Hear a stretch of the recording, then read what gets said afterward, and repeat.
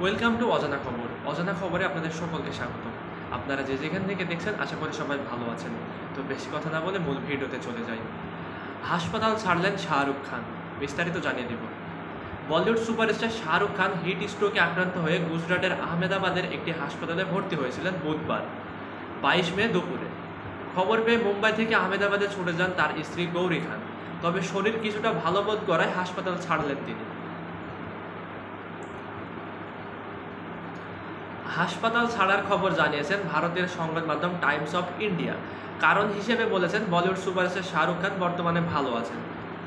এর আগে বিভিন্ন ভারতীয় গণমাধ্যম জানায় প্রচণ্ড দাবদাহে হিট স্ট্রোক করেছেন শাহরুখ খান।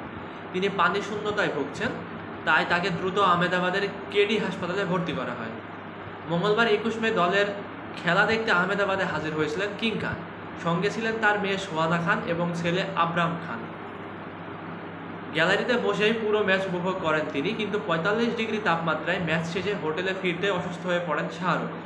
এরপরে হাসপাতালে নেওয়া হয় তাকে। শাহরুখের হাসপাতালে ভর্তি হওয়ার খবরে মুম্বাই থেকে আহমেদাবাদে ছুটে আসেন তার স্ত্রী গৌরী। সংবাদ সংস্থা এএনআই এর ভিডিওতে দেখা যায় হাসপাতালের সামনে দাঁড়ানো বিএমডাব্লিউ একটি গাড়ি থেকে নেমে দ্রুতগতিতে হেঁটে হাসপাতালে ঢোকেন গৌরী খান। এদিন হাসপাতালে শাহরুখকে দেখতে হাজির হন অভিনেত্রী জুহি চাওলা ও তার স্বামী জয় মেহতা। কলকাতা নাইট রাইডার্সে এই অভিনেত্রীর স্বামীরও অংশীদারিত্ব রয়েছে। ভারতীয় সংবাদ মাধ্যমের প্রতিবেদনে বলা হয়েছে আইপিএলের প্লে অফ ম্যাচ দেখতে আহমেদাবাদে গিয়েছিলেন শাহরুখ খান। গ্যালারিতে বসে দলের জয় উপভোগ করেন তিনি। খেলা শেষ হওয়ার পর প্রচণ্ড গরমে হিট স্ট্রোক আক্রান্ত হন তিনি।